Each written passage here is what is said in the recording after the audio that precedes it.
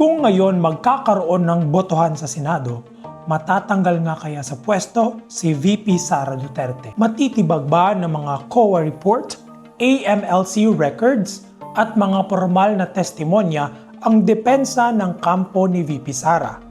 O lalabas na naman itong isang purong politikal na witch hunt na wawasakin lamang sa pamamagitan ng numero at politika sa Senado? Ngayong pumapasok na tayo sa mga krusyal na bahagi ng makasaysayang impeachment trial sa Senado matapos ang opisyal na pagbubukas nito noong Hulyo 6, 2026, ano nga kaya ang kahahantungan ng impeachment trial laban kay VP Sara Duterte? Hi everyone, hello friends. If you are new to my channel, this is Attorney Frank, your lawyer on the go. Sa ilalim ng Article 11, Section 2 ng ating 1987 Philippine Constitution, ang Vice Presidente ay isa sa mga itinuturing na impeachable officials. Maaari silang matanggal sa pwesto kapag napatunayan ang 6 na batayan: culpable violation of the Constitution, treason, bribery, graft and corruption, other high crimes, o betrayal of public trust. Ang impeachment ay hindi isang ordinaryong kasong kriminal kung saan sa kulungan ang kahahantungan ng nasasakdal. Ito ay isang sui generis procedure, isang natatanging prosesong legal at politikal na may pangunahing layunin na tanggalin sa pwesto ang isang mataas na opisyal at permanenteng ipagbawal silang humawak ng anumang pwesto sa gobyerno.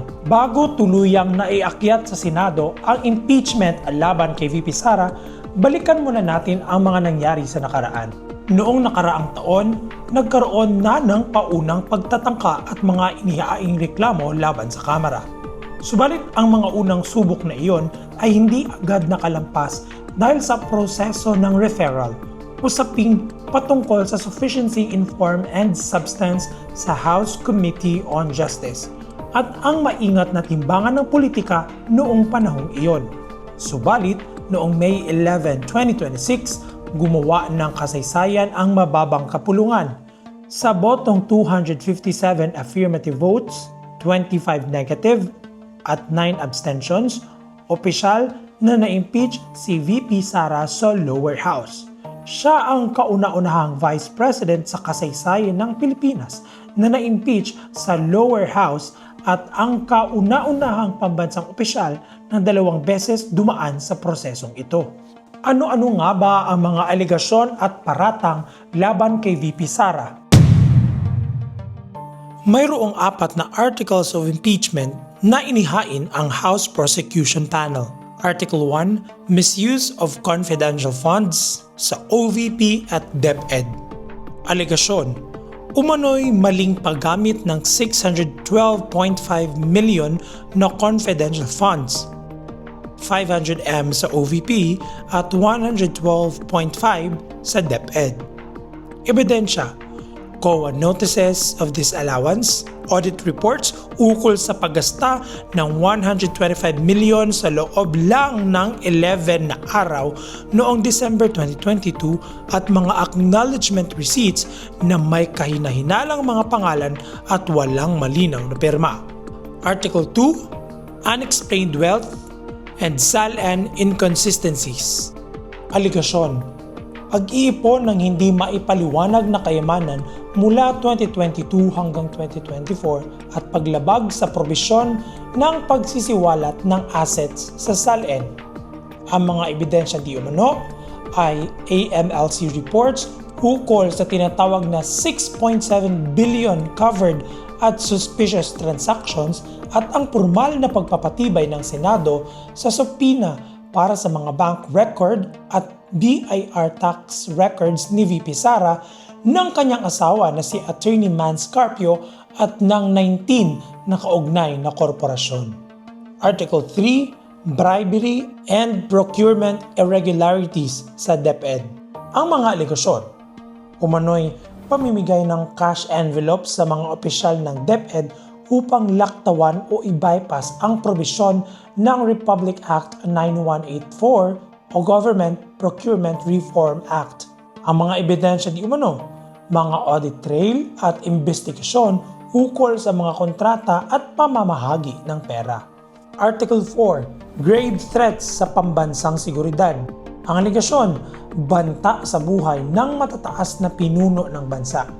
Ang ebidensya di umano ay ang video at audio recording ng kanyang ginawang press conference noong November 2024 ukol sa di umano'y pagkontrata sa isang hitman laban kay Pangulong Marcos Jr.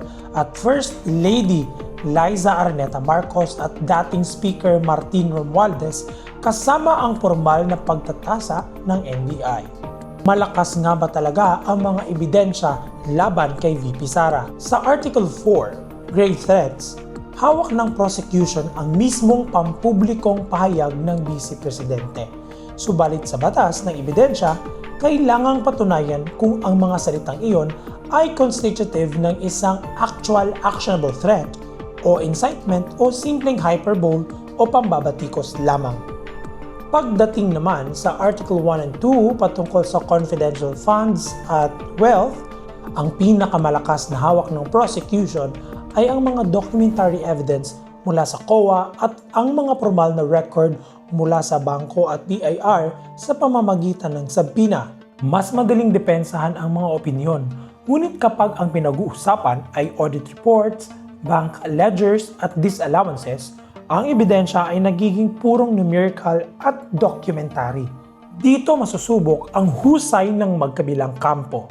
Sino-sino nga ba ang mga witnesses at magpapatunay ng mga aligasyon?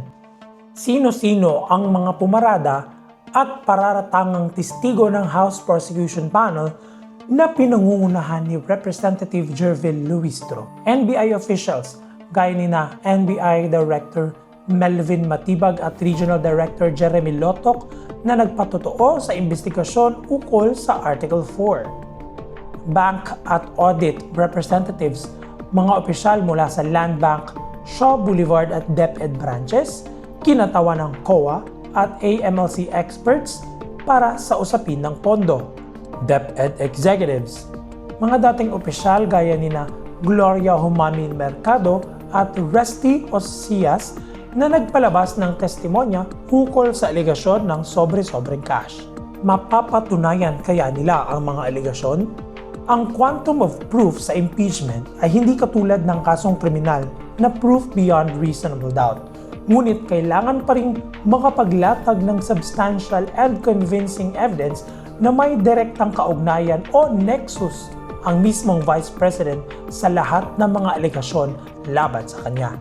Ano naman ang mga depensa at argumento ng kampo ni VP Sara Duterte? Hindi rin naman nagpapahuli ang kampo ni Vice Presidente. Ano nga ang mga legal defenses nila? Sa Article 4 patungkol sa grave threats, ang kanilang argumento ng depensa na ang kanyang pahayag ay reaksyon lamang ng isang taong nakararanas ng political persecution.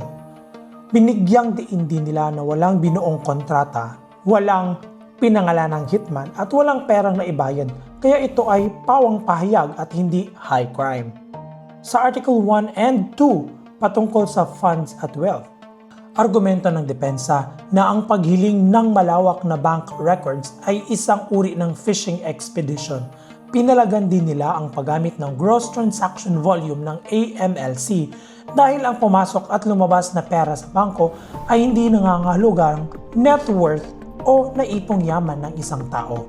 3. Due process at technicalities. Ipinupukol ng depensa na ang buong proseso ay isang politically motivated witch hunt na naglalayong sirain lamang ang kanyang kakayahang tumakbo sa mga susunod na eleksyon. Malakas nga ba ang laban ni VP Sara upang maibasura ang impeachment case laban sa kanya? Sa legal na aspeto, may malakas naman na laban si VP Sara kung maipapakita ng kanyang legal defense team na una, ang mga notice of disallowance sa COA ay dumaan sa tamang administrative appeal mechanism at hindi otomatikong krimen. Pangalawa, walang direktang utos o perma si VP Sara na nag-uugnay sa kanya sa mga overpricing o pamimigay ng cash sa DepEd. Subalit ang kanyang pinakamalaking hamon ay ang pagharap sa mga dokumentong ilalabas ng mga bangko at BIR sa ilalim ng naaprubahang supina ng Senado. Ito naman ang pinakamalaking bahagi ng ating talakayan sa videong ito. Impeachment, take note, is both a legal and a political process. Tingnan natin ang tinatayang faction sa loob ng Senado batay sa mga nagdaang formal na botohan noong nagbukas ang impeachment trial. The administration or majority bloc, the pro-impeachment, lean convict, tinatayang nasa 12 hanggang 14 na senador, kabilang sina Senator Risa Hontiveros, Senator Bam Aquino, Senator Kiko Pangilinan, Senator Win Gatchalian, Senator J.V. Ejercito, Senator Ping Lacson, Senator Raffy Tulfo, Senator Erwin Tulfo at iba pa. The Duterte o minority allies, lean acquittal or anti-conviction. The Duterte bloc or minority allies, sila yung lean acquittal or anti-conviction. Tinatayang nasa 7 hanggang 8 senators. Kabilang dito sina Senator Bongo, Senator Robin Padilla, Senator Alan Peter Cayetano, Senator Pia Cayetano, Senator Amy Marcos at iba pa. Tandaan, si Senator Bato de la Rosa ay hindi nagsumpa bilang isang senator judge. Ngayon, tingnan natin ang mathematics behind everything. Kapag kumuha ng 8 o higit pang botong no or for acquittal, ang kampo ni VP Sara matatabla at mawawalan ng 2/3 majority ang prosecution. Ibig sabihin, sa kasalukuyang numero, napakakipot ng kalsada para sa prosecution upang makuha ang magic 16 to 18 votes. Habang kailangan lamang ng depensa na panatilihing intact ang kanilang 8 na alliance upang ma-acquit si VP Sara. Mga kaibigan, anuman ang ating personal na kulay o paniniwalang politikal, ang impeachment trial na ito ay isang malaking pagsubok sa katatagan ng ating saligang batas at mga institusyon. Ipanalangin natin na ang ating mga senator judges na maghari sa kanila ang matuwid na budhi, ang kawalan ng personal na interes at ang tunay na katarungan. Manaignawa ang hustisya at ang katotohanan para sa buong sambayanang Pilipino.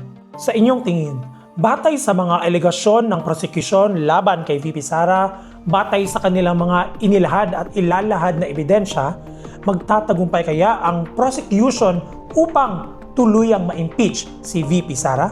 O sa tingin ninyo ay hindi magtatagumpay ang prosecution batay sa alyansa na nasa loob ngayon sa Senado?